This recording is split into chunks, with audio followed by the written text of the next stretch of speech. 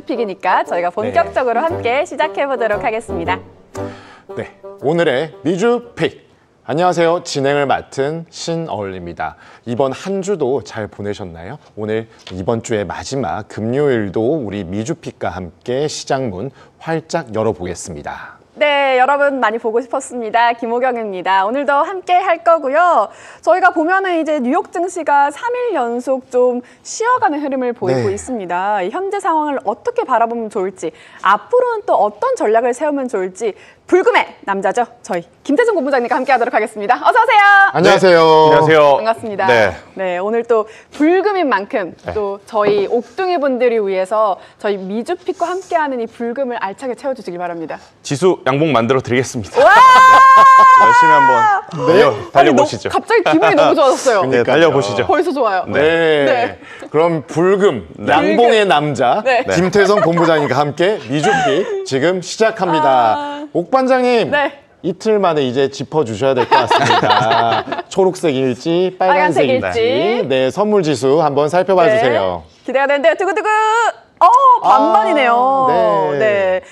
현재 선물지상 한번 살펴보도록 하겠습니다. 일단 나스닥은요, 하락을 보이고 있습니다. 0.03% 하락을 하면서요, 24,622포인트에 머물러 있고요. 네. S&P는 반면 초록불을 보이고 있죠. 상승하고 있는데요. 0.09% 상승을 하면서요, 6,665포인트에 머물러 있습니다. 네, 지금 나스닥과 S&P가 지금 엇갈리는 방향성을 네, 나타내고 그렇습니다. 있다는 점은 어느 정도 방향성에 대한 부분이 좀 혼조세이고 오늘 밤에 또 이제 PC 그리고 그쵸. 미시간대 소비자 심리 지수, 기대 인플레이션율 함께 나오다 보니까 그러한 매크로 지표들과 함께 여러 가지 주식에 영향을 미칠 수 있는 재료들이 산재해 있다 보니까 방향성에 대한 부분들 좀 더 확인이 필요하지 않을까라고 보여지고요. 네.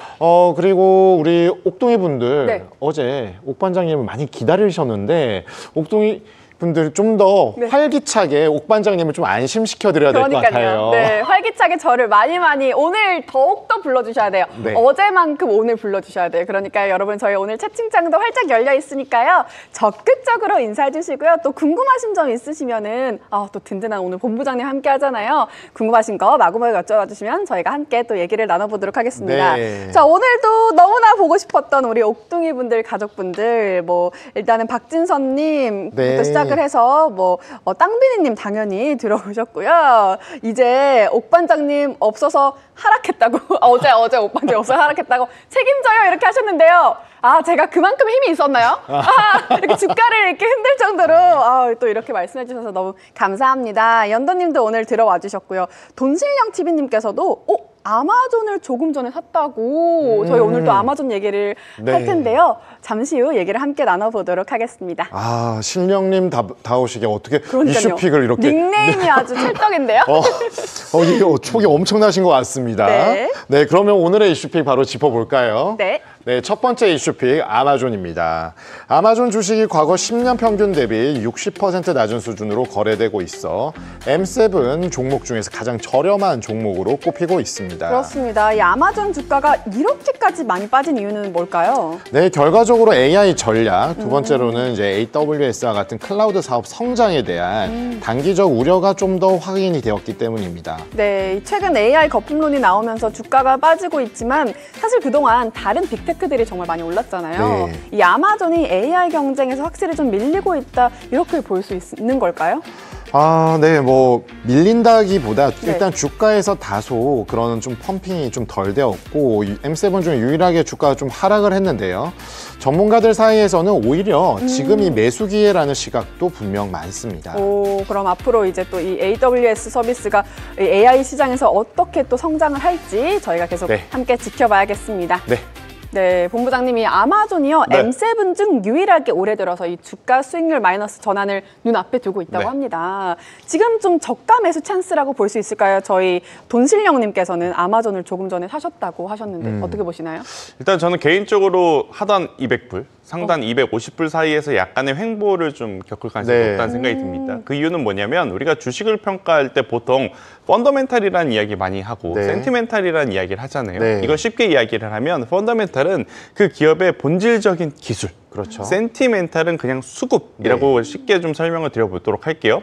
지금 아마존 같은 경우에는 펀더멘탈 근본적인 기술이 크게 흔들리는가? 그건 아닙니다. 네. 그런데 왜 주가가 다른 테크주들 대비해서 이렇게 조정이 나왔을까요? 네. 라고 하면 이민자 단속 때문에 그렇습니다. 아, 그래요? 아마 다른 어떤 매체에서는 이런 이야기들을 많이 안 다루는 것 같아요. 네. 근데 실제 블룸버그라든지 CNBC에서 나오는 이야기들 중에 다수는 뭐냐면 빅테크 기업들 중 이민자들이 가장 많이 근무하고 있는 기업이 바로 아마존. 그런 상황 속에 지금 이민자 단속이 굉장히 심한 상황이잖아요. 당연히 인력의 공백이 나타날 수밖에 없고 그것들이 수급에 어떤 변화를 주기에 지금 다른 쪽, 그러니까 불확실성이 적은 테크주들로 가야 되겠다라는 심리가 아마존의 주가에 조금은 퍼져나가고 있다. 이렇게 좀 보시면 될 것 같고 제가 이제 왜 200불에서 250불 사이에서 횡보를 생각을 하느냐면 지금 이 이민자 단속국에 대한 부분은 트럼프 행정부의 굉장히 강력한 어떤 규제였습니다. 그러니까 그럼요. 하고자 했던 부분이었습니다. 그래서 쉽사리 완화가 되지 않을 가능성이 높기 때문에 네. 이러한 부분들이 좀 시간을 두고 해결이 될 때까지는 폭발적인 상승세가 다소 나오기에는 어려움은 있다. 이렇게 좀 말씀드리도록 하겠고요. 네. AWS에 대해서 지금 많은 의구심들이 있습니다. 첫 번째 의구심은 인풋 대비 아웃풋이 너무 약하다. 그런데 이건 아마존뿐만이 아니라 모든 AI 업체들이 가지고 있는 공통적인 어떤 불확실성이기 때문에 크게 걱정하실 필요는 없다. 서서히 이제는 인풋 대비 아웃풋이 자리를 잡고 있는 상황이라서 지금 속단하기엔 저는 이르다. 네. 최소 아웃풋이 약하다라는 이야기가 나오려면 내년 상반기에도 실적이 안 나왔을 때 그때 되면 모르지만 지금은 투자를 해야 된다. 이런 이야기를 합니다. 지금 과투자가 문제가 아니라 소극적인 투자의 자세가 더 문제가 될 수 있다. 아하. 그러니까 A라는 기업도 B라는 기업도 C라는 기업도 부담이 되는 건 다 마찬가지예요. 네. 하지만 부담이 된다 그래서 누구 하나 멈추게 되면 그 자리를 과감하게 투자하는 업체들한테 지금 뺏길 수밖에 없는 네. 상황이다 보니 모든 테크 기업들이 너도 나도 데이터 센터 지을 겁니다.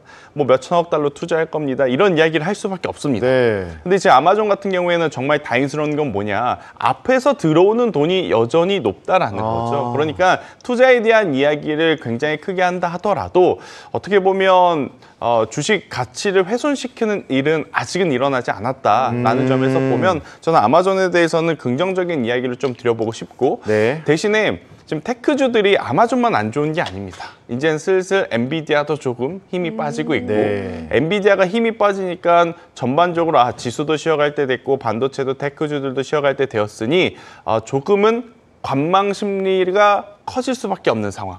그러니까 매도의 물량이 많아서 문제가 되는 게 아니라 매도는 적은데 이것을 받쳐줄 수 있는 지금 수급 자체에 공백이 좀 있어요. 그래서 이러한 것들이 해결이 될 때까지는 일정 부분 가격 혹은 기간 조정이 나올 수 있음은 좀 염두를 하시고 천천히 생각하셔야 됩니다.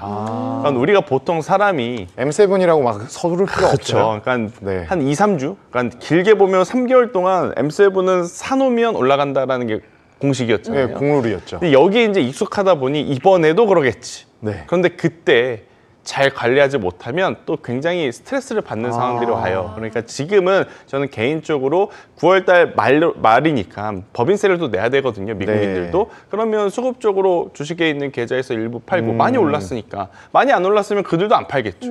우리도 한번 생각을 해보자고요. 다음 주에 세금을 내야 돼요. 네, 갖고 있는 현금이 많이 없어요.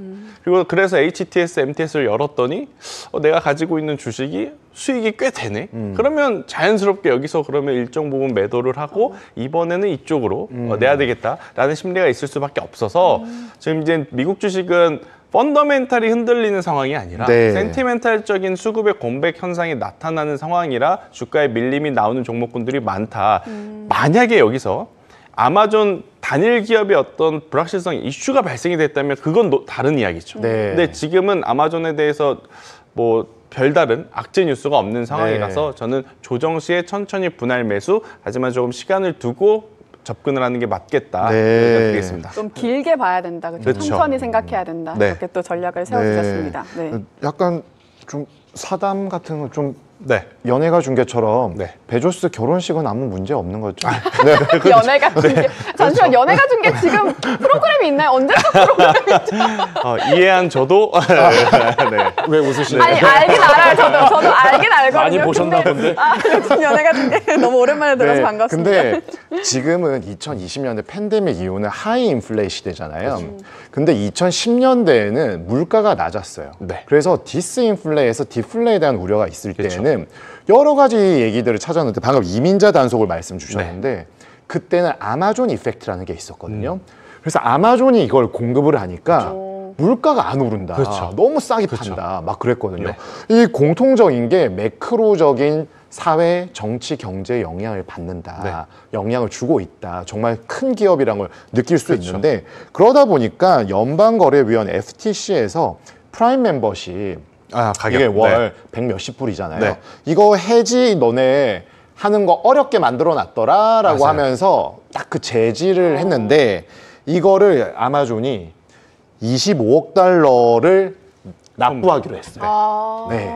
납부하면 이게 돈이 약 3조 한 5천억 정도 되는데 이거는 결국에는 불확실성 그 법률이나 뭐 어떤 공정 관련된 그런 법률 제도적인 측면에서의 불확실성은 경감이 되었지만 이 정도 금액이라면 아마존의 체력에는 전혀 부담이 없다라고 봐도 무방하고 오히려 불확실성이 사라지는 재료로 볼까요? 전혀 무방하진 않죠. 3,500원도 아니고 3조 네. 5천억 원. 5천억인데 이게 무방할 수는 없습니다. 아무리 큰 기업이라 할지라도.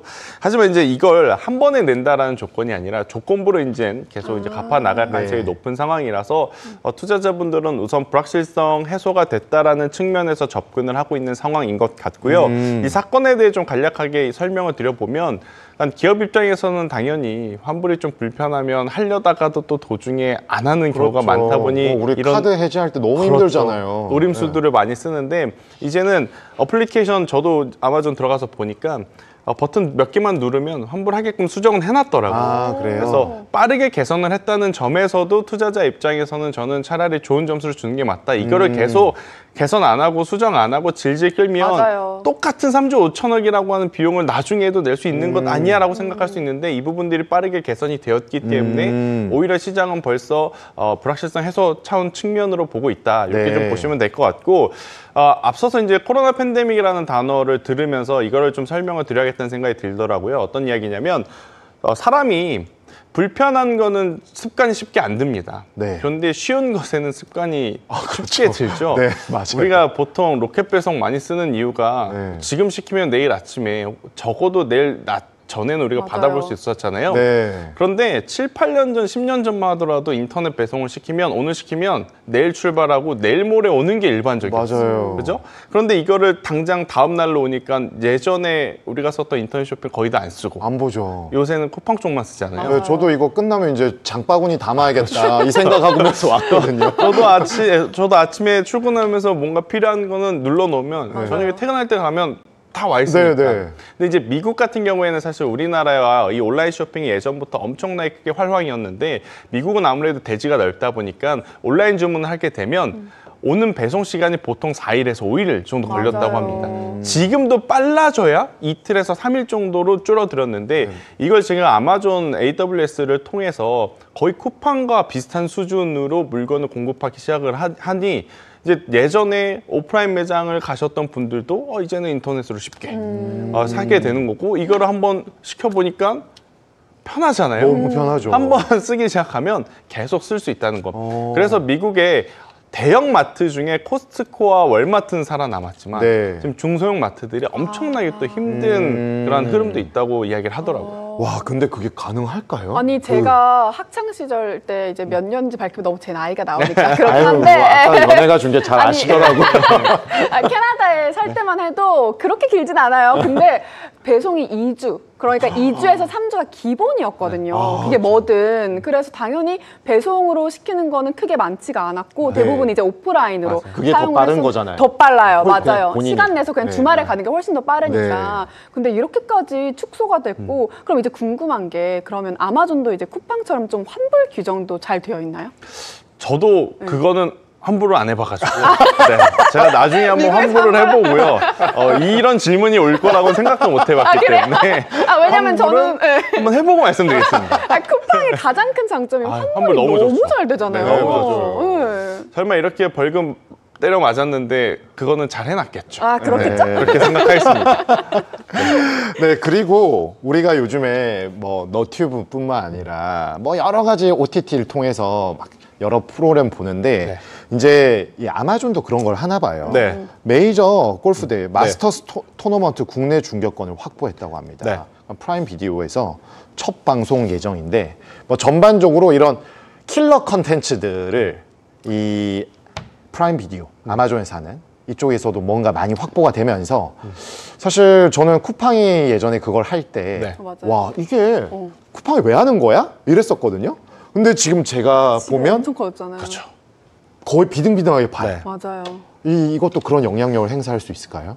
일단 아마존 같은 경우에는 안 하는 사업이 없다고 이야기를 하는 게 맞을 것 같아요. 아 그래요? 다양하게 하는군요. 트렌드에 부합하는 사업에는 아마존은 다 껴있습니다. MG네요, MG. 그렇죠. 여기서 이제 한두 개만 터져주면 된다는 마인드인 것 같아요. 그래서 이제 터지기를 바라는. OTT 같은 경우에는 사실 쿠팡은 되게 전략적으로 접근을 했었어요. 네. 쿠팡은 최근에 굉장히 유명했던 축구 인사들을 모여서 한번 크게 이벤트도 행사를 네. 한번 치렀었고 실제 쿠팡 플랫폼을 이용하시는 분들과 쿠팡 OTT, 연간 OTT를 이용하시는 분 간의 결합 상품들이 되게 잘 되어 있는데 네. 그에 반면에 아직 아마존 같은 경우에는 어떤 뚜렷한 사업성을 가지고 여기에 뛰어든다라는 생각은 아직 소비자 입장에서는 못 들어요. 만약에 소비자 입장에서 지금 아마존도 이쪽 사업에 진심이다라고 느껴졌으면 이미 아마존 어플리케이션에서 이 골프 OTT라든지 시청하는 링크들이 좀 올라오고 팝업이 돼야 되는데 제가 어제 그제까지만 하더라도 따로 이렇게 들어가야 그렇군요. 볼 수 있게 되었더라고요. 네. 그래서 아직까지는 접근성적인 측면에서 이미 OTT 산업은 제가 지지난주에 한번 파라마운트 이야기를 했었고 네, 그리고 그렇죠. 넷플릭스 이야기를 했었다시피 네. 미국은 월트 디즈니라고 하는 또 맞아요. OTT까지 있고 굉장히 정말 많은 OTT 기업들이 있어서 아마존이 여기서 두드러진 성과를 낼까? 이건 물음표고 투자자들도 되면 좋고 안 돼도 그렇게 크지 신경 안 쓴다라는 주의이기 때문에 요거는 그냥 뉴스 정도로만 체크하셨으면 되겠습니다. 마지막으로 하나만 더 질문을 네. 드리자면은 그럼 결국에 펀더멘탈에 대한 부분은 큰 영향 없다. 센티에 대한 부분이 문제인데 네. 센티를 폭발시켜 주기 위해서는 손바뀜이 아니잖아요. 이거는 네. 그냥 좀 관망하는 네. 건데 센티를 딱 살려주려면은 방금 말씀하신 걸 여러 개 뿌려놓고 한두 개가 땅땅 터져줘야 되거든요. 네. 근데 지금 보면은 투자는 많이 하고 네. 돈은 꾸준히 들어오지 뭔가 폭발하는 게 없어요. 네. 그럼 많이 하다 보면은 돈을 많이 쓸 가능성이 높잖아요. 네. 그 과정 중에 이런 리스크, 재무적인 리스크에 대한 부담은 어떤 측면들을 좀 고려해야 될까요? 지금 AI 플랫폼에서 가장 빠르게 아웃풋을 내는 기업이 아이러니하게 아마존입니다. 그래요? 네, 다른 기업들은 아직 크게 막 실적이 크게 성장하는 것을 보이는 기업은 몇 개 없어요. 근데 왜 이게 가능하냐면 영업 레버리지가 확 붙는 구간들이 있거든요. 네. 그러니까 처음에 이제 투자를 하다 보면 그 투자의 비용이 크다 보니까 아마존 같은 경우에는 이거 고객들한테 얼마씩 받아가지고 언제 갚아 이 생각을 하잖아요. 네. 근데 이게 처음에는 한두 명 사용하셨다가 편해지니까 10명, 12명 사용하셨다가 이게 100명, 1000명, 1000명 네. 늘어나게 되면 이게 폭발적으로 영업이익이 확 늘어나는 구간들이 와요. 지금 현재 아마존 같은 경우에는 그런 구간들을 지나가고 있고 이제 데이터 센터와 AI가 접목돼서 소비자들에게 어떤 편의성을 제공하냐면 요새 우리가 네이버 창에 들어가더라도 아니면 하다못해 작은 의류 쇼핑 어플로 들어가더라도 내가 그동안에 조회했었던 이력을 기반으로 AI가 김태성 고객님 오셨습니까? 네. 오늘은 이게 맞아요. 고객님에게는 어울릴 것 같습니다라고 추천까지 다 해주잖아요. 네, 그렇죠. 그렇게 되면 안 사던 물건도 사게 됩니다. 아. 그런 상황에 지금 놓여 있는 게 바로 이제 아마존이기 때문에 그렇군요. 저는 실적에 대한 부분은 크게 걱정하실 필요는 없다. 지금 오히려 굉장히 많은 기업들이 여기저기 돈을 끌어다가 와서라도 투자를 하고 그렇죠. 싶어하는 상황인데 제가 앞서 말씀드렸다시피 아마존은 앞에서 들어오는 돈이 아직은 견고하다 이렇게 설명드리도록 하겠습니다. 그렇군요. 연도님께서 방송 네. 시작하고 아마존이 계속 상승 중이라고. 양봉 실시간으로. 만들어드리겠습니다. 아니 그 전에 이제 연도님께서 영업왕 김태성이라고 네. 말씀해 주셨거든요. 아주 잘 너무나도 귀에 쏙쏙 들어오고 혹해요. 좋습니다. 자, 이렇게 첫 번째 이슈픽 살펴봤고요. 저희 네. 이어서 두 번째 이슈픽 살펴보도록 하겠습니다. 네, 두 번째 이슈픽 오클로입니다. 네. 오클로 주가가 이틀 만에 16% 이상 폭락을 했습니다. 네, 연초 470% 넘게 오르면서 투자자들의 기대를 받던 종목이라서 이번 하락이 좀 더 충격적으로 다가오는데 이 주가가 이렇게 급락한 이유는 뭘까요? 네, 단일 이유만은 아니겠지만 가장 손꼽히는 이유는 내부자들의 대규모 주식 매도 때문입니다. CEO, 이사, CFO까지 이 3명의 내부자 주식 매도 물량이 약 2천만 달러 가까운 규모로 지금 매각이 되었습니다. 네, 이 내부자들이 지분을 팔았다는 거는 지금 주가가 좀 고점이라고 판단을 했다는 뜻일까요? 네, 그렇죠. 아무래도 네. 골드만삭스가 오클로의 밸류가 좀 높다. 그리고 앞으로 향후 12개월간 주가가 10% 정도 하락할 수 있다라고 네. 보면서 중립 의견을 유지했습니다. 네, 기술력은 인정하지만 아직 실질적인 수익은 없고 인허가, 상업 가동까지도 갈 길이 좀 멀다 이렇게 좀 주가에 부담으로 작용을 하는 것 같은데요. 앞으로 오클로의 주가 흐름이 어떻게 이어질지 함께 살펴봐야겠습니다. 네, 본부장님 네. 이제 2주간 주가 상승 후에 이 내부자 매도 그리고 또 골드만삭스 보고서로 하락을 하는 모습을 보였는데요. 본부장님은 좀 오클로 어떻게 보셨나요? 그러니까 아직은 저는 중립 의견을 좀 드리고 싶어요. 중립. 향후의 방향성 자체는 지금 트럼프 행정부뿐만이 아니라 이거는 행정부가 나중에 추후에 바뀌더라도 에너지원에서 원전의 힘을 빼놓을 수는 없거든요. 네. 지금 당장 이렇게 커져 나가는 AI 센터를 돌리려면 태양광 가지고는 택도 없고요. 그러니까 이제 기존의 그 전통 에너지, 석유, 석탄 안 되고 가스 그쵸. 안 되고 네. 그 리유저블 네. 그러니까 친환경 에너지 네. 안 되는 거죠. 네. 무조건 이 원자력이 무조건 있어야 돼요. 원전이 지금 필수적으로 필요하다라고 보여집니다. 네. 왜냐하면 이게 1기가와트라고 하는 그러니까 데이터 센터 규모에 들어가는 전력 자체가 엄청나게 막대한 양이 지금 필요로 해요. 그런데 우리가 기존에 알고 있던 신재생 에너지는 전력원으로 사용할 수 없는 결정적인 이유가 우리가 원할 때 뽑아낼 수 없다는 거죠. 아, 그렇죠. 태양이 비칠 때 모아야 되고 네. 바람이 불 때 모아야 되는데 지금 당장 써야 되는데 바람이 안 불면 네. 비가 오면 그럼 안 되지 않습니까? 그렇죠. 그러다 보니까 이러한 단점들을 다 보완하고 그리고 규모랑 환경적인 부분도 지금 생각을 하는 거죠. 아니 그렇게 급하면 화력발전소 그럼 크게 지으면 되지 않느냐. 근데 그런 이야기는 안 나오지 않습니까? 전혀 안 나오죠. 네, 지금 이제 친환경에 대한 문제 때문에 원래 원전도 친환경으로 분류가 안 됐었어요. 네. 근데 또 필요에 의해서 다들 마음들이 바뀌더라고요. 어느새 원전도 친환경 에너지로 지금 유럽에서도 이야기하고 있는 상황이라 그래요? 원전에 대한 큰 물줄기는 바꿀 수는 없다가 저의 큰 생각이에요. 그런데 지금 CEO랑 CFO를 우리가 또 잘 만나야 되는 건 엔비디아 CEO가 주식 대량 매도했을 때 주가 내렸나요? 안 내렸습니다. 왜냐?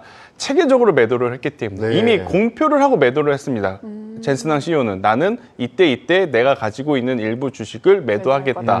그런데 지금 오클로 같은 경우에는 그런 공지 없이 왜 빠져 하냐 보니까 그. CEO와 CFO가 매도했다더라고요. 네. 아니, 그러면 이 사람도 우리보다 뭐 알고 있는 거 아니야? 그러니까 그럼 일단 뭐가 나도 있다. 매도. 맞아. 이게 이제 투매를 부르는 현상들이 좀 나타났다 이렇게 좀 보시면 될 것 같고 만약에 이런 현상이 나타나더라도 그러니까 엔비디아와는 왜 매도세에 동참하지 않았고 오클로는 매도세에 동참을 했던 그 가장 큰 차이점은 뭐냐면 엔비디아는 실제로 숫자가 나오니까 CEO가 매도할 수 있지. 근데 지금 엔비디아가 벌어들이는 돈과 현재 주가의 가치를 비교를 해보면 굳이 같이 팔 필요 없어. 오히려 젠슨항 CEO가 매도하면 내가 저거 사야겠다. 이렇게 생각할 수 있는데 오클로는 지금 당장에 실적이 없다는 거죠. 그렇죠. SMR도 마찬가지죠. 그러니까 엄청나게 꿈에 부풀어서 지난 2, 3개월 동안 주가가 올라온 것은 인정하는데 네. 지금의 주가와 현재 이들의 성적표를 비교를 매칭을 딱 해보면 이게 안 맞는 거죠. 그러니까 매도가 나왔을 때 투자자분들이 뭔가 뚜렷한 명분이 없는 거예요. 이거를 내가 받아낼까? 이거를 내가 조정시에 더 매수를 할까? 뚜렷한 명분이 없으니까 일단 저들이 뭔가 우리보다 하나쯤은 더 알고 있지 않겠는가. 일단 매도를 하고 저들이 다시 살 때 사도 되겠다라는 심리가 있었던 것 같아요. 맞아요. 그러다 보니까 좀 빠지지 않았나 이렇게 좀 설명드려보도록 하겠고 가장 중요한 건 지금 2025년입니다. SMR에 어떻게 보면 그 건설 단축 기간을 총 계산을 해보면 상용화 시점이 빠르면 가장 빠르면 2027년도 1분기 말, 그러니까 네. 3월 그리고 4월 정도라고 나와져요. 그러면 2025년에서 2026년 1년, 그리고 그 다음 27년도까지 2년 동안 돈이 없으면 네. 버텨야 되잖아요. 네. 그럼 어떻게 버틸 거냐? 그러니까 투자자 입장에서는 또 증자에 대한 부담을 생각할 수밖에 없는 거죠. 만약 행정부에서 방향성이 아무리 원전이라고 할지라도 투자 유치를 제대로 못하면 지어야 되는데 무슨 돈이 돈으로 없잖아요. 지어? 맞아요. 못하죠. 그러면 이 돈을 우리 주주분들 우리가 돈 벌어다 줄 테니까 일단 좀 땡겨주세요. 이렇게 말이 나올 가능성이 높다 보니 네. 다소 좀 부담스러운 고점에서의 뉴스, 그리고 여기에 참 외국계 레포트들도 잔인합니다. 네, 좀 주가가 낮을 때 이런 이야기를 해줘야지 한참 고점을 찍고 있을 때 하필이면 또 그들도 이런 세일즈를 해야 되니까 불편함을 핫할 때. 네 이야기를 하다 보니 안 그래도 좀 매도 물량이 강하게 나오지 않았나. 대신에 그래도 긍정적인 부분을 좀 생각을 해본다면 받아놓은 수주 잔고, 앞으로 받을 수주 잔고는 굉장히 높을 거다. 그래서 수주 잔고에 대한 정체만 나타나지 않는다면 저는 한번 그 추이를 보고 투자 전략을 긍정적으로 바라봐도 괜찮겠다라고 정리 드리겠습니다. 그래도 네. 주가가 어마무시하게 급등을 한 상황에서 네. 이러한 이슈가 나오니까 좀 그쵸. 실망감에 의한 매물 출회는 있을지언정 일단 주가가 너무 올랐잖아요. 맞아요. 그러면 기대감은 아직 유효하다라는 거거든요. 그렇죠. 그러니까 좀 더 지켜봐 줄 수 있는데 자꾸 이런 식으로 뭔가 초를 치는 뉴스들이 나오면은 의심을 하기 시작할 거예요. 의심을 하기도 하고, 그리고 네. 또 결정적으로 타이밍이 되게 안 좋았던 게 트럼프 행정부가 가장 싫어하는 에너지원, 풍력입니다.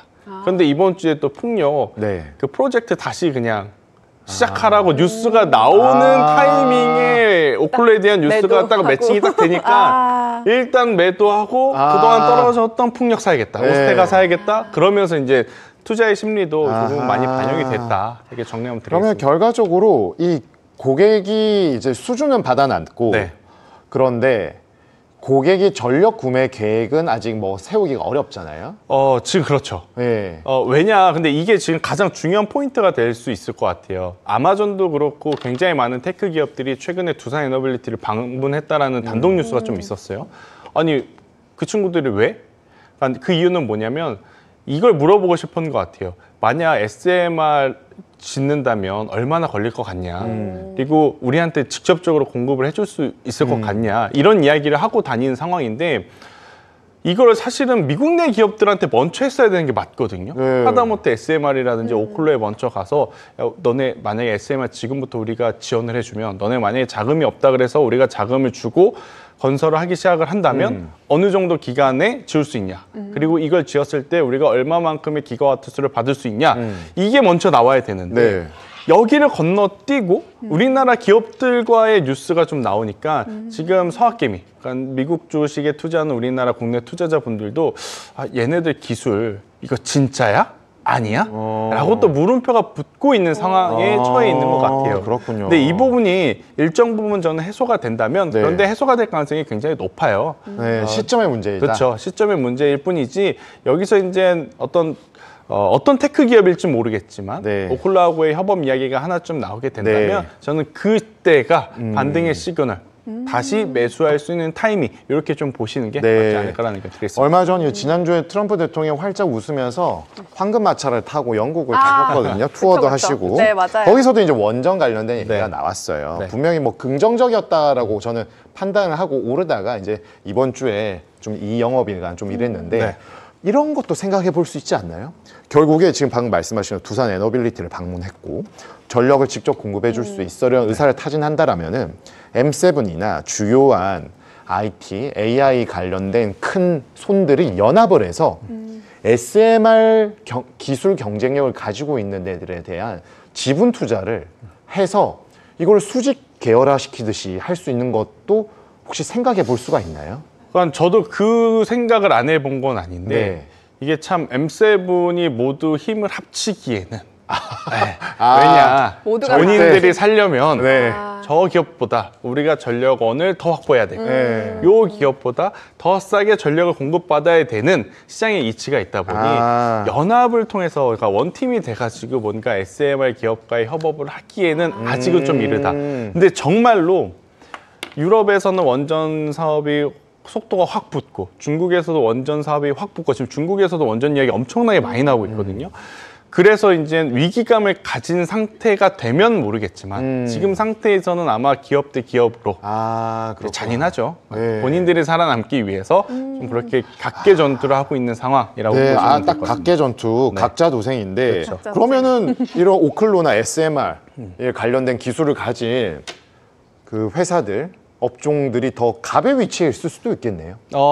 가장 찌는 이제 조금 우리가 가기가 좀 그렇나 봐요. 갑은 아니겠지만 네. 그래도 이제 없으면 안 되는 기업 있죠. 우라늄 채굴 기업. 약간 대등한 수준에서 그렇죠. 협상을 할 수 있는. 그러니까 SMR을 만들 수 있는 기업들은 점점 많아질 겁니다. 네. 그런데 우라늄을 채굴하는 할 수 있는 기업은 그렇게 규모가 크진 않으니까 기업의 수가 많지 않으니까 네. 좀 압축이 될 가능성이 높아서 카메코라고 하는 기업들 같은 경우에는 오히려 중장기적으로는 굉장히 이득이 될 수 있겠다. 이렇게 보시면 되는 거죠. 그렇군요. 네, 그러면은 이제 본부장님께서 이제 보유자는 좀 지켜봐도 된다라고는 말씀해 주셨는데 네. 그러면 좀 신규 옥둥이 분들, 눈여겨보고 있는 옥둥이 분들에게는 좀 전략을 어떻게 세우면 좋을까요? 일단 이렇게 고점에서 제가 앞서 이야기 드린 센티멘탈적인 부분이 아니라 이건 펀더멘탈적인 좀 요소도 있는 거예요. 그렇죠.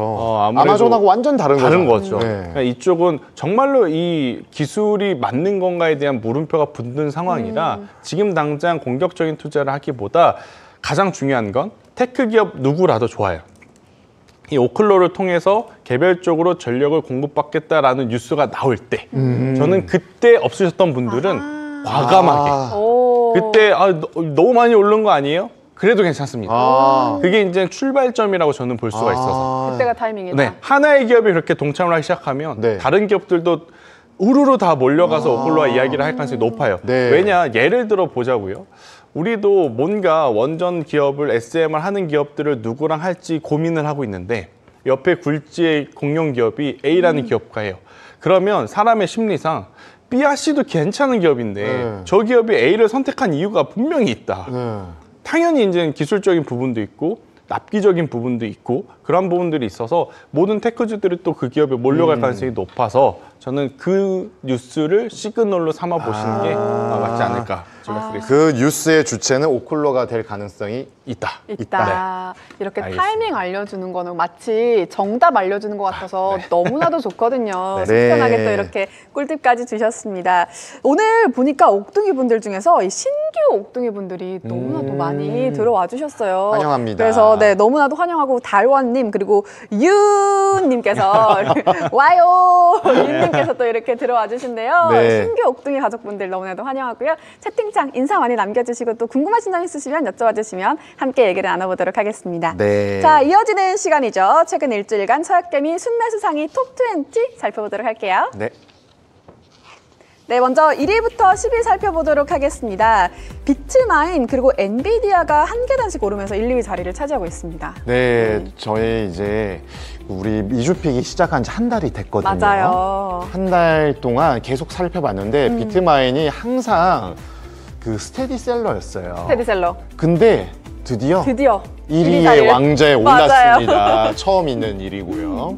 엔비디아는 뭐 1위부터 3위까지 오르락내리락 하고 있는 그쵸. 상황 속에서 방금 우리가 짚어본 것처럼 오라클이 아주 뜨거웠다가 순위가 다소 맞아요. 밀렸습니다. 그렇습니다. 그리고 또 많이 오른 게 코어 위브, 마이크론도 많이 올랐네요. 네, 뭐 마이크로니아 최근에 실적이 있었고요. 코어이브, 브로드컴에 관련된 부분들은 엔비디아와 함께 뭐 동행하거나 경쟁하거나 이런 식으로 되고요. 또한 아이렌 같은 경우도 최근에 좀 전에 살펴본 죄송합니다. 제가 오라클 오클로로 착각을 했습니다. 네. 아이렌도 오클로와 약간은 좀 다르지만 뭐 비트마인, 아이렌, 오클로 뭐 이런 부분들이 최근에 같이 좀 올라가는 양상들이 있었기 때문에 좀 순위가 저 10위 내에서 2계단이나 오를 수 있었던 것으로 네. 보여집니다. 그렇습니다. 자, 이어서 11위에서 20위도 한번 살펴볼까요? 먼저 아마존, 템퍼스 그리고 마이크로 스트래티지가 또 새롭게 이렇게 들어왔습니다.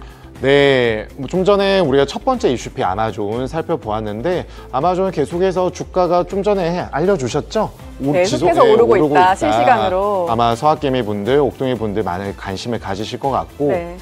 네, 그리고 리커전, 네. 그리고 좀 전에 우리가 또 이제 좀 추후에 알아볼 템퍼스 AI 등 여러 가지 측면들에 있어서 이제 서학개미 분들이 11위부터 20위까지는 조금 새로운 종목들을 이제 포트에 편입하기 시작했다라고 그쵸. 보시는 게 좀 좋겠습니다. 네, 이 리커전 같은 경우는 좀 새로울 수 있거든요. 네. 그래서 저희가 한번 살펴볼 텐데요. 이게 AI 기반 신약 개발 그리고 또 생명공학 이런 좀 기업이라고 볼 수 있는데 어떤 기업이죠? 뭐 여기서도 보시는 것처럼 전반적으로 치면 최근에 AI 관련된 네네. 부분들이 같이 나오게 되면은 좀 좋은 상황에 있고 네. 약간씩은 뭐 성격은 다르지만 조금 이따 알아볼 템퍼스 AI하고 같이 최근에 이제 수급적인 이슈들이 좀 있었던 종목이 되겠습니다. 네, 그렇습니다. 네. 자, 이어서 매수 매도 종목들도 비트맘팜스 먼저 살펴보도록 할게요. 네, 아이렌과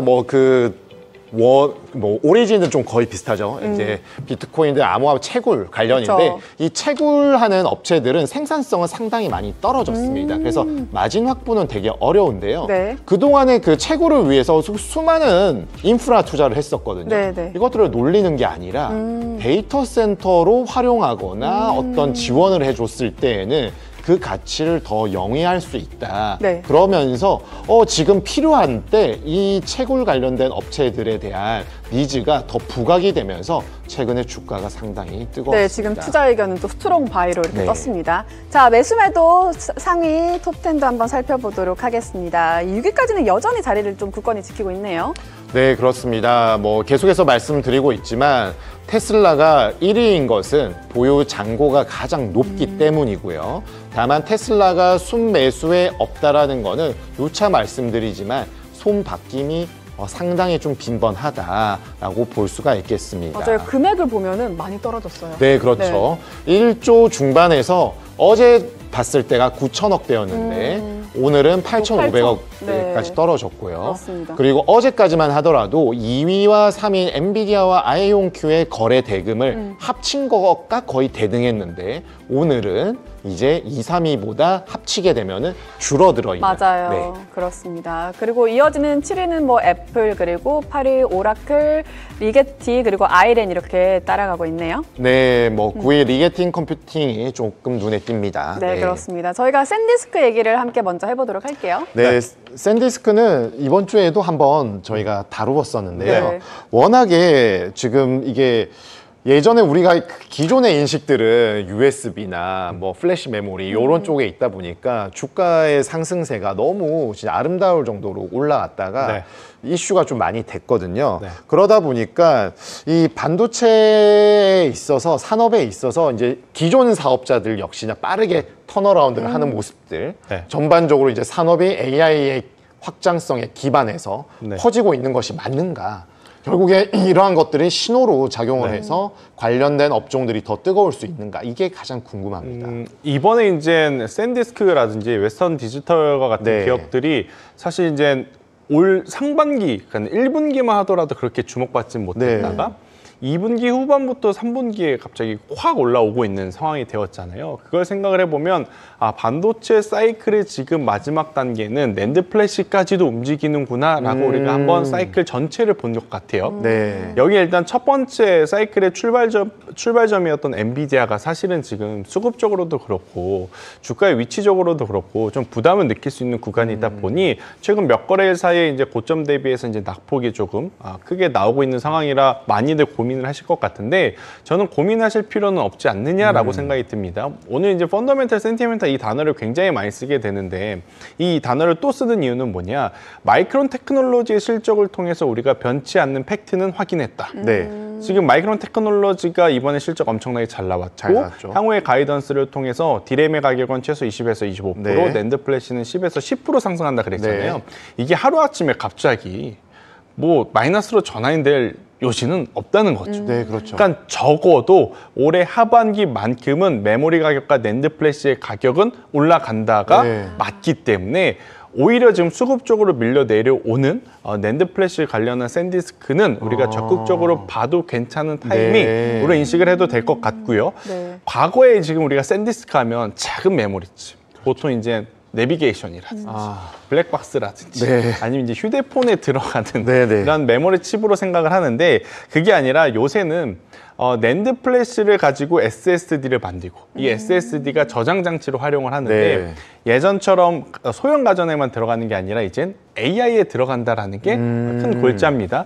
가장 대표적으로 이렇게 되면 낸드 컨트롤러라는 것들이 가장 필요로 하는데, 또 낸드 컨트롤러 시장에서는 샌디스크보다는 마벨 테크놀로지가 좀 앞장서 있어요. 마벨도 엄청 뜨겁잖아요. 그렇죠. 그래서 이제 마벨 테크놀로지와 샌디스크가 최근에 같이 상승했던 네. 이유는 그냥 샌디스크만 상승을 했다면 이 기업의 별도 기술에 우리가 집중을 해야 됐지만 네. 마벨도 웨스턴도 샌디스크도 상승했다는 건 낸드 플래시가 전체적으로 진짜로 마이크론이 얘기한 대로 쇼티지 현상에 따라서 가격 상승에 따른 수혜를 받고 있구나라고 해석을 할 수 있고, 이 기조는 마이크론이 내년 2분기까지 적어도 이어질 가능성이 높다 그랬으니 조금은 더 긍정적으로 볼 수 있는 명분은 확실하게 확보를 했다. 저는 이렇게 설명을 좀 드릴 수는 있을 것 같고요.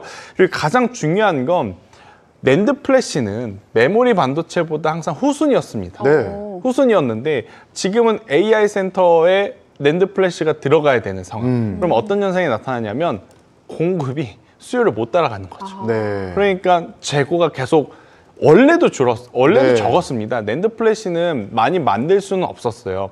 많이 만들어 놓으면 가격이 워낙 이렇게 내려가고 올라가는 폭이 좀 크다 보니 기업 입장에서는 손실폭이 커지거든요. 그래서 재고를 가장 타이트하게 가지고 갔는데 타이밍이 AI 시대를 맞이해서 낸드 플래시가 폭발적으로 늘어나고 재고는 없고 만들 수 있는 생산력은 없고, 기업 입장에서 오랜만에 재고 신경 안 쓰고 맞아요. 막 만들어도 되겠다. 오랜만에 그냥 달려보자! 풀스테파를 그냥 돌리는 거죠. 돌리기 시작을 해도 못 맞춘다는 거죠.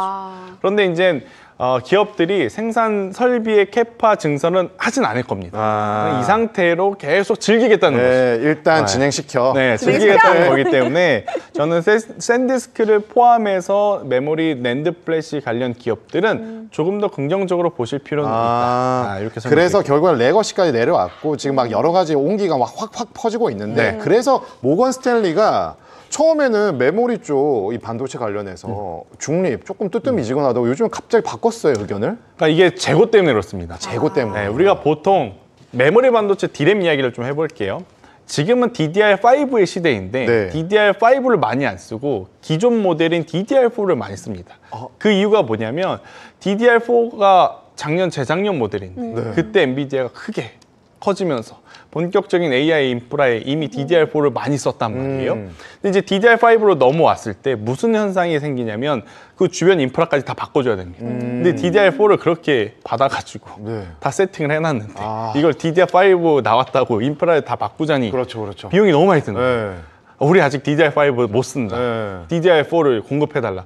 근데 메모리 만드는 입장에선 DDR5를 이제 만들기 시작을 했으니까 여기에 대한 재고 관리를 할 수밖에 없는 거잖아요. 그렇죠. 그래서 재고 관리를 타이트하게 만들어놨는데 고객은 자꾸 DDR4 주세요, DDR4 주세요. 그러니까 조금밖에 없는데 그럼 이거 비싸게 팔아야겠다. 그러니까 지금 메모리 반도체 가격이 DDR5가 아니라 DDR4가 올라가는 거예요. 그렇게 좀 보시면 될 것 같고, 앞서 제가 마벨과 같이 움직인다라고 했던 건 뭐냐면 샌디스크가 낸드 플래시 관련한 SSD 모듈을 만드는데 이 모듈을 마벨로 공급을 합니다.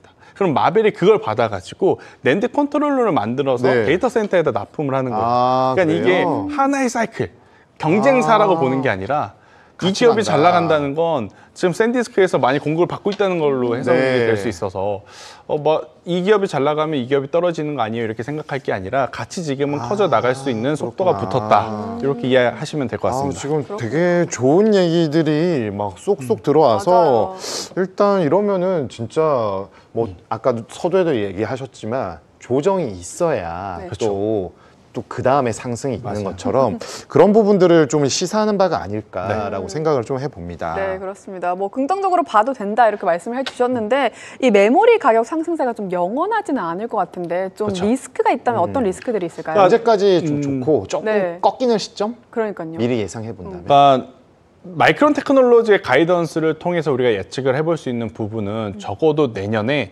엔비디아의 루빈 그러니까 네, 새로운 새 모델이 모델. 시장에 얼마만큼의 적용률을 보여줄지 모르겠지만 그 전까지는 현재 기존 시세를 유지할 가능성이 높다라는 네. 관점에서 보면 시간은 아직 남아 있으니까 아, 네네. 지금은 즐기셔야 된다. 즐기면 된다. 네, 알겠습니다. 알겠습니다. 네, 이어서 템퍼스 얘기를 함께 해보도록 네, 하겠습니다. 템퍼스 AI인데요. AI 기반 유전체 분석 소프트웨어 선두 기업이고 뭐 여러 가지 좋은 얘기들이 너무 많았어요. 네. 그래서 최근에 투심이 뭐 대형 제약사 파트너십 체결 등 계속해서 호재들이 나오다 보니까 투심이 좀 긍정적이다라고 보는데 전반적으로 보았을 때는 제가 좀 더 뭐 잘 모르지만 리서치한 결과 수급적인 뭐 캐시우드 얘기도 되게 많이 나오더라고요. 그렇죠. 매도를 하고 뭐 캐시우드는 AMD도 뭐 팔고 요즘 어제 알리바바를 다루는데 네. 중국 쪽을 많이 담더라고요. 네. 그런 쪽에 이제 FDA랑 템퍼스 AI가 뭐 기술 인증받고 좋은 거 다 알겠는데 수급적인 것 결국에 펀더에 대한 부분은 더 입증해 갈 것 같고 근데 센티에 대한 부분들이 계속 좋을지 아니면 꺾인 상황에서 뭔가 좀 주춤할 건지 이게 제일 궁금합니다. 그러니까 이걸 확실하게 잠재울 수 있는 건 네. 실제 나 돈 벌고 있어요만 보여주면 돼요. 네. 근데 지금 그게 없으니까 다소 아쉬운 거예요. 아 그렇죠. 그러니까 자꾸 뭐 약간 홍보실에서 아, 낸 것 그렇죠. 같은 느낌의 기사들이 있더라고요. 의심이. 아, 맞아요. 뭐 좋은데 괜찮은 것 같은데 돈 막상, 얘기는 잘 없어요. 주가는 좀. 네. 그 이유가 뭐냐? 이들이 이제 앞으로의 그 가리켰던 청사진 대비해서 네. 실제 지금 벌어들이는 수익 구조가 그렇게 크진 않다 보니 이제 투자자분들이 반신반의하는 상황인데 네. 앞서 이제 리커전 기업도 이제 이야기를 했기 때문에 같이 비교를 좀 해보면 리커전과 템퍼스 AI 모두 AI를 통해서 신약 개발을 하는 기업입니다. 네. 근데 여기에 플러스 알파는 템퍼스 AI가 여기 이제 영상 진단까지 가능한 상황이고요. 과거에 템퍼스 AI를 비롯한 의료 AI 같은 경우에는 사실 도우미의 역할에 그쳤어요. 도우미의 네. 역할. 하지만 지금은 도우미를 넘어서서 개인 맞춤형 포탈 서비스까지, 토탈 서비스까지 제공을 합니다. 이게 무슨 이야기냐? 진단, 그리고 나서 분석, 치료 과정 경로까지 다 AI가 플랫폼화해서 그래요? 해줄 수 있다는 거죠. 근데 문제는 아니 그렇게 좋은 서비스를 왜 돈을 못 버느냐? 이게 이제 우리나라와 미국 의료 시스템의 약간의 차이인데 미국은 의료 보험 자체가 조금 없다 보니 비용이 엄청나게 비싸다고 해요. 근데 이런 서비스를 받으려고 하면 안 그래도 일반 분들은 굉장히 높은 비용에 더 높은 비용을 지불을 해야 되다 보니 이게 상용화가 될 것인가에 대한 고민도 아직은 남아있는 상태예요. 그렇구나. 그런데 이제 한편으로는 이게 발전을 안 할래야 안 할 수가 없는 게 아무래도 이제 객관적인 데이터, 누적 데이터를 기반으로 영상 진단을 하기 때문에 네. 사람이 판단을 하는 것도 굉장히 높은 적중률을 보이지만 네. 그보다 훨씬 더 높은 적중률을 보인다고 알려져 있어서 네. 상용화에 대한 속도라기보다는 그러니까 시점은 계속 빨라질 겁니다. 그런데 그 상용화를 했을 때 벌어들일 수 있는 수익 구조에 대해서는 추후에 어떤 일정적 불확실성들은 좀 지켜봐야 됩니다. 그런 거네요. 네. 파이프라인은 있는데 네. 파이프라인이 얼마나 탄탄한지 그쵸. 어디에서 꽂혀가지고 돈이 쪽쪽 올라오는지 그쵸. 요게 아직 조금 이게 접근성이 좋은 가격대라면 네. 소비자들도 편안하게 뭐 이용을 하겠지만 만약 AI가 붙었다 그래서 약간의 높은 과금이 붙게 되면 사실 소비자 입장에서는 굳이 그냥 의사 선생님 해주세요. 또 이렇게 네. 되었을 때는 참 속상한 일이 네. 벌어질 수는 있을 상황이라 네. 이 부분은 고려해 볼 필요가 있는데 한 가지 리커전과 마찬가지로 AI 신약 개발에서는 지금 월등하게 앞서가고 있습니다. 그러니까 의료 AI 쪽 영상 진단이라든지 일반 환자들과의 접촉성적인 부분은 고려할 만한 상황이지만 네. 신약 개발은 다른 거죠. 왜냐하면 글로벌 빅파마들이 돈이 없습니까? 그들은 빵빵하죠. 그러니까 굉장히 큰 비용을 내서라도 AI를 기반으로 신약 개발을 하고 싶은 이유가 있습니다. 일반적으로 우리가 사람을 통해서 신약 개발을 하면 적게는 7년, 길게는 12년 걸립니다. 그런데 AI를 통해서 개발을 하기 시작하면 네. 비용은 50%, 기간은 20에서 30% 줍니다. 그러면 회사 입장에서는 당연히 초기 비용이 조금 들더라도 네. AI 신약 개발로 가자.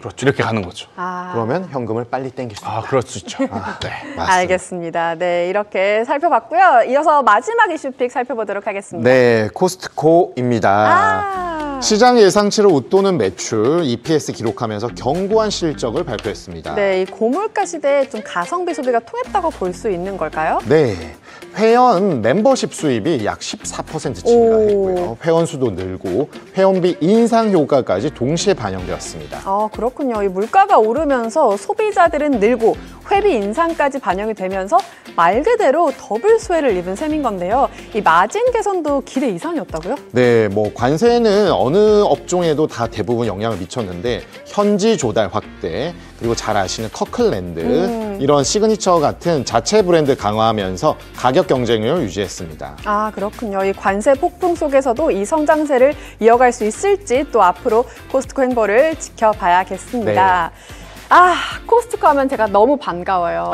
예, 애용자기 때문에 네. 개인적으로 이 코스트코 실적에 타일 하나 정도는 보태지 않았을까 이런 생각이 들거든요. 저는 1인 가구인데도 불구하고 코스트코를 애용하고 있어서 많이들 놀라더라고요. 주말에 코스트코 매장 가시면 카트 끌고 계세요. 네, 아마 보실 수 있으니까 저희 옥두기 분들 보면 인사해 주시고요. 두 분은 좀 어떻게 코스트코 이용을 좀 하시는지 궁금합니다. 전 하죠. 하세요. 저는 코스트코도 이용하는데 네. 근데 거리가 좀 멀어서 네. 저는 이마트 트레이더스를 이용하는 편입니다. 그러시구나. 코스트코에만 파는 그런 네, 것들이 그게 있죠. 있는데 예, 그래서 더 많이 또 이용을 하게 되는 것 같아요. 네. 저는 코스트코에 가 보니까 너무 제 예상보다 지출을 많이 썼어요. 그건 맞아요. 네, 네. 그래서 멤버십 끝나고 안 했습니다.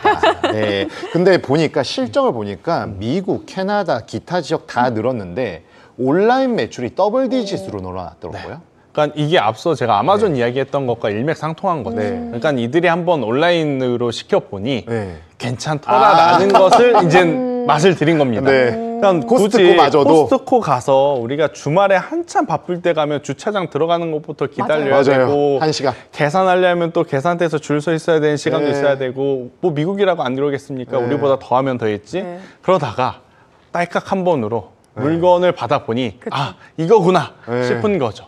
왜냐 코스트코 같은 경우에는 대량으로 이제 판매하는 제품들이 맞아요. 많잖아요. 그래서 우리가 괜히 무겁게 들고 왔다 갔다 할 필요도 없이 온라인으로 배송을 하게 되면 문 앞에까지 와주니까 네. 맞아요. 소비자 입장에서는 이보다 더 편한 건 없다 이렇게 좀 보시면 될 것 같고 그럼 코스트코도 여기에 드라이브를 확 걸고 있는 건가요?